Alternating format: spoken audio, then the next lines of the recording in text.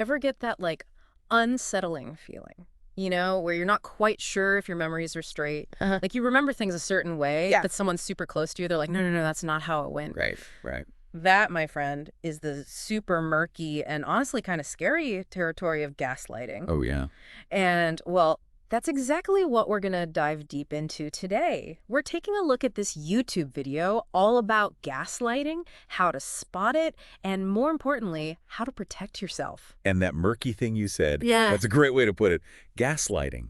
It really is all about messing with someone's head, Yeah. making them doubt what they see and hear and remember. It's seriously messed up. It is. Like, to the point where they question their own sanity. Exactly. The video we're looking at, it really defines gaslighting as making someone question their reality, memory, and sanity.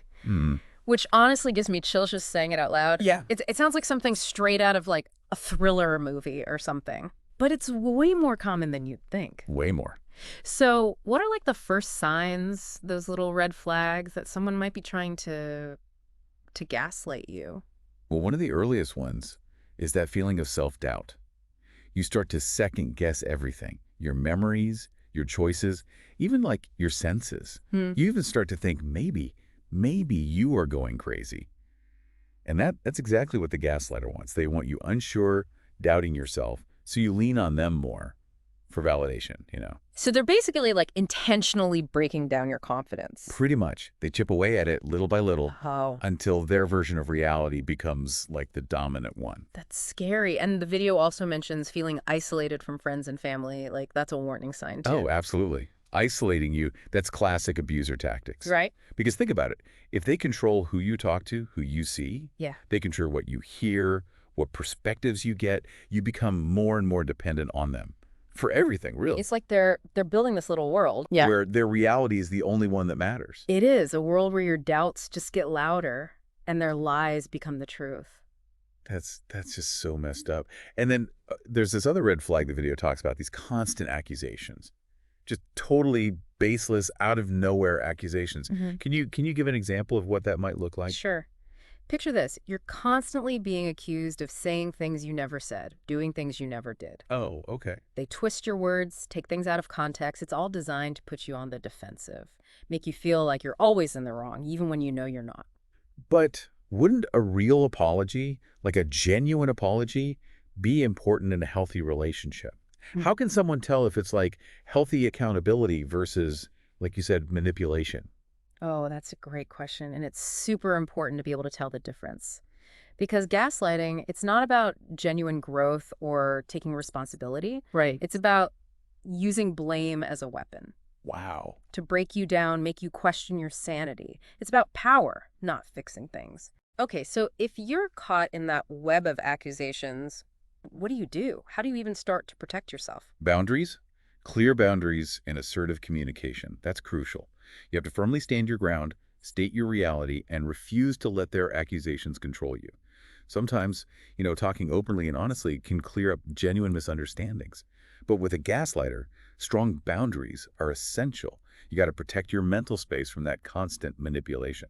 Makes sense. You know, what you're saying, it actually ties into another thing the video mentioned, that feeling of always being wrong, always feeling inadequate. Is that another one of those gaslighting trademarks? Definitely. Gaslighting feeds on destroying your self-esteem, making you feel constantly inadequate, unworthy of love or respect.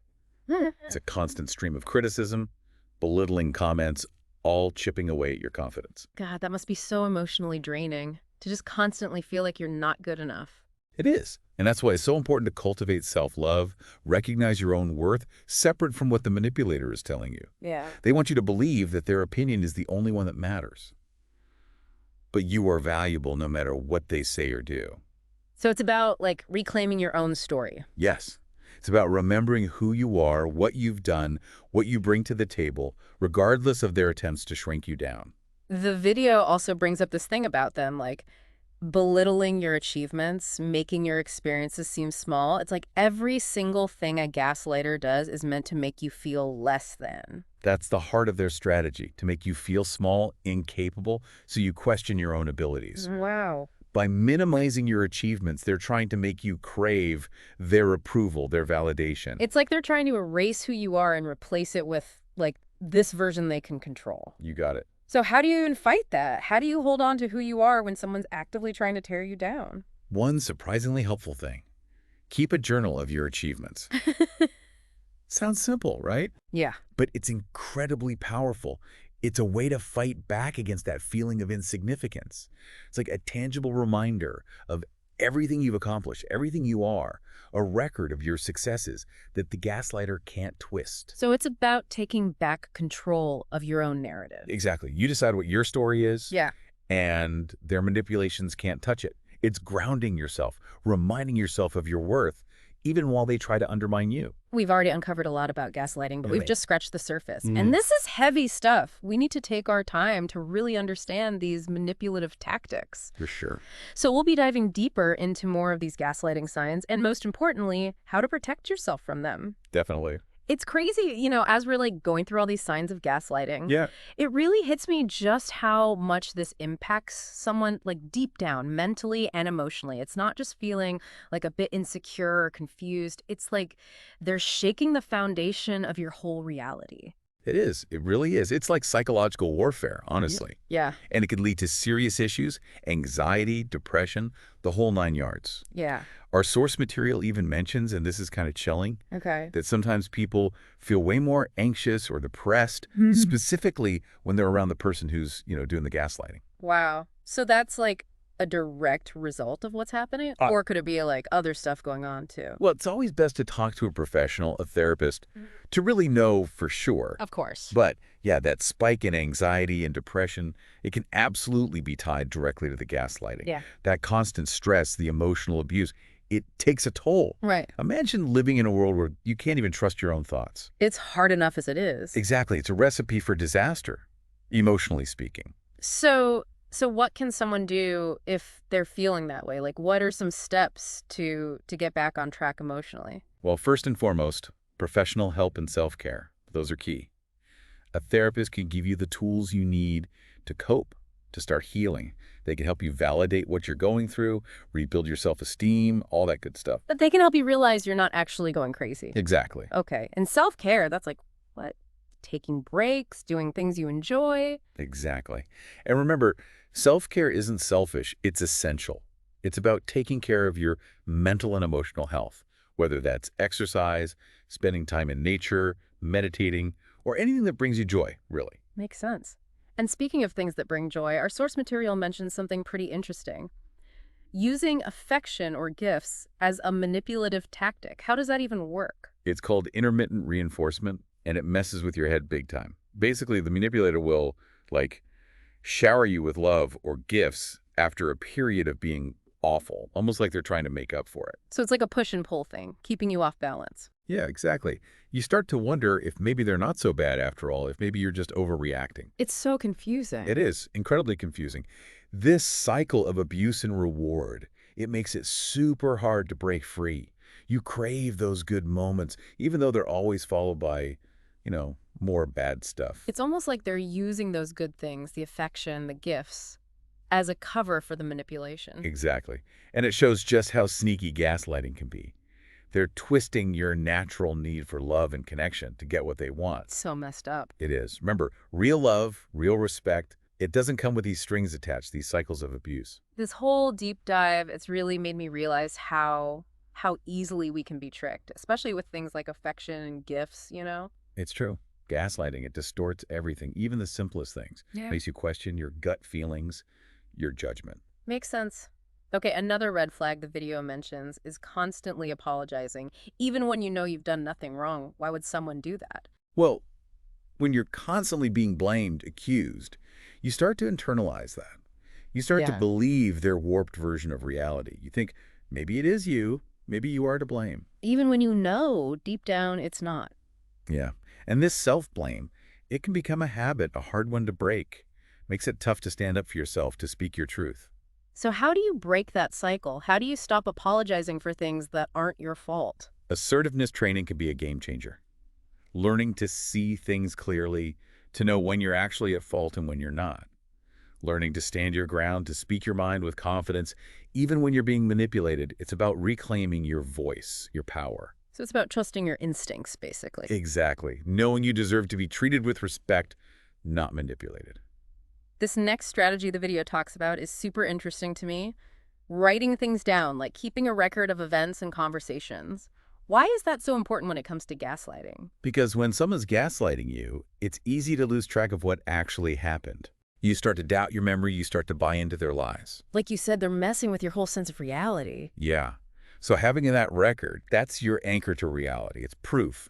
You can look back and see, okay, this is what actually happened, regardless of what they're trying to make me believe. It's like having evidence when they're trying to convince you that you're imagining things. Exactly. It's a way to hold on to your truth, even when they're twisting everything around you. This deep dive has been, well, eye-opening for sure. It is, isn't it? It's scary how many ways they can manipulate you, how they chip away at your sense of self. Gaslighting, it's a truly insidious form of abuse, and the effects can be devastating. But being aware of it, that's the first step to fighting back. Knowledge is power, as they say. Exactly. By understanding how gaslighting works, we can protect ourselves and others from falling victim to it. And hopefully help those who are already caught in that web to break free. It's amazing, really, how many layers there are to gaslighting. We've talked about so many signs, and it's obvious this isn't just like a little disagreement here and there. It's a full-on attack on someone's sense of reality. It is. It's calculated, deliberate, meant to make the victim doubt every single thing, their perceptions, their memories, their sanity. And the impact on them, mentally, emotionally, can be huge. So, knowing all that, what can someone do to, like, build themselves up, protect themselves? One of the biggest things is self-esteem. It's got to be rock solid, Yeah. like a strong foundation, so that when all that negativity and manipulation comes at you, it can't break through. So it's about building up that sense of self so strong that the gaslighter can't touch it. Exactly. The stronger you are within, the less power their words have. Because remember, they want you weak, dependent on their approval. Yeah. But when you have your own strength, your own self-worth, you take back control. And our source material also talks about having a good support system. Why is that so important, especially with gaslighting? Because those people, your friends, family, a therapist, they're your lifeline. They can offer a different perspective. They can validate your experiences.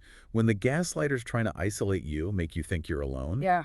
those people remind you that you're not, that what you're experiencing is real. It's like having that outside voice of reason to cut through all the BS. You got it.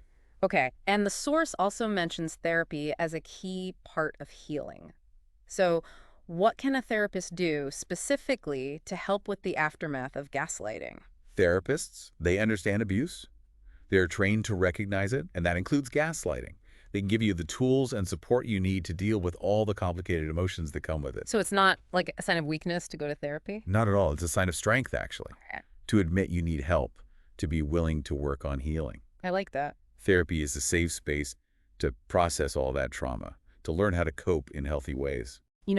Wrapping up this deep dive into gaslighting, it's clear that this kind of manipulation, it's really damaging. And it's not just in romantic relationships either. It can happen in families, friendships, at work. It's everywhere. You're right.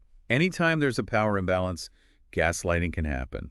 And the more we understand about it, the better we can protect ourselves. It's all about being aware, knowing the signs. Exactly. Knowledge is power. I love that. And if there's one thing I want our listeners to take away from this, it's that you are not crazy, you are not overreacting. Gaslighting is real, and it's never your fault. Absolutely. And you deserve to be treated with respect. You deserve to have your voice heard. You deserve a reality that's not twisted by someone else's manipulations. Couldn't have said it better myself. So as a final thought, something for everyone to think about. What are some of the subtle behaviors in your own relationships that maybe, just maybe, are worth a second look? After everything we've talked about with gaslighting, catching those red flags early, that's the key to protecting yourself, your well-being. Thanks for joining us on this deep dive.